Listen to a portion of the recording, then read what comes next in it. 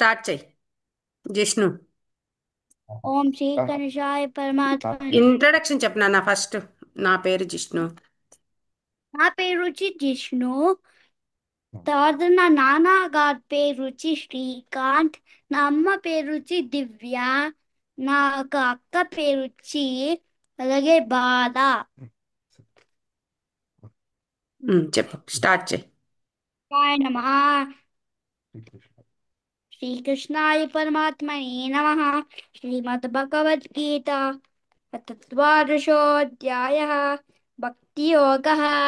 अर्जुन उवाच एवं सततयुक्ता ये भक्तास्त्वां पर्युपासते ये चाप्यक्षरमव्यक्तम् तेषां के योगवित्तमाः।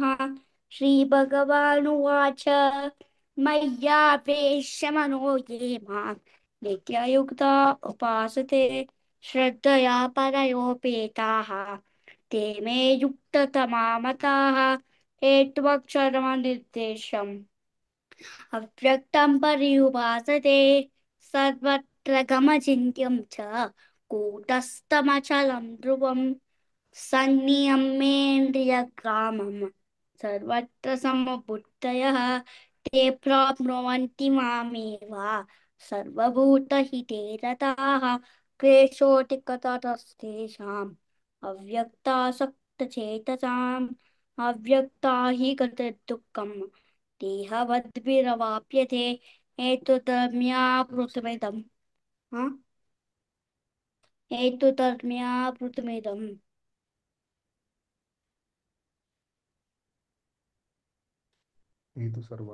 చెప్పు మళ్ళీ हेतु ఇక్కడ. सर्वाणि मैषण्यस्य मत्पराः अनन्येनैव योगेन मां ध्यायन्त उपासते तेषामहं समुद्धर्ता मृत्युसंसारसागरात् भवामि न चिरात् पार्थ मय्यावेशितचेतसां मय्येव मनः दत्स्व मयि बुद्धिं निवेशय निवशिष्यसि मय्येव अत ऊर्ध्वं न संशयः।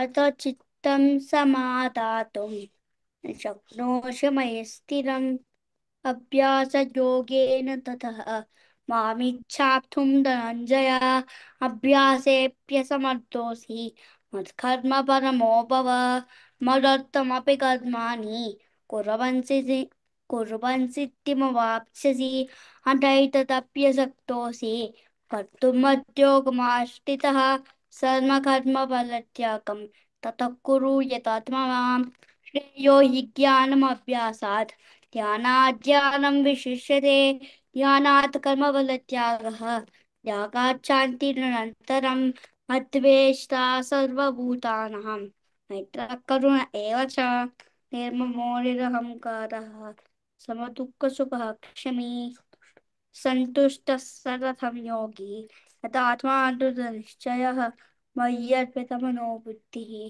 यो मद्भक्तः स मे प्रियः यस्मान्नोदिते लोकः लोकान्नोदिते जयः हर्षामर्षभयोद्वेगैः मुक्तो यस्त च मे प्रियः अनपेक्षः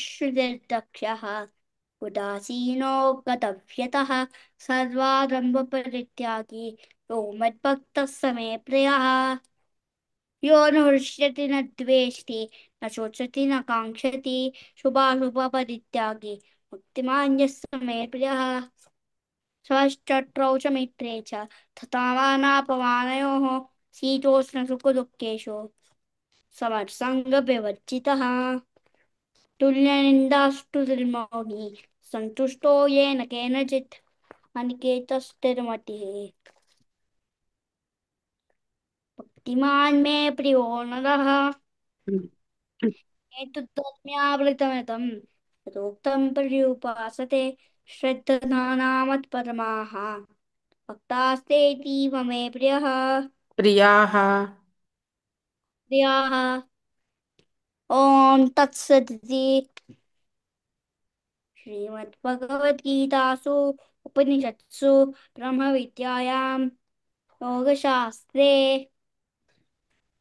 श्रीकृष्णार्जुनसंवादे भक्तियोगो नाम द्वादशोऽध्यायः। ఉమ్, బాగా చెప్పావు జిష్ణు. బాగా చెప్పావు. ఇక్కడ ఏం కరెక్షన్స్ లేవు. కొంచెం గట్టిగా మహాప్రాణాలు ఇంకొంచెం గట్టిగా చెప్పు చాలు. బాగుంది. ఓకే. గుడ్ నాన్న, బాగా చెప్పావు.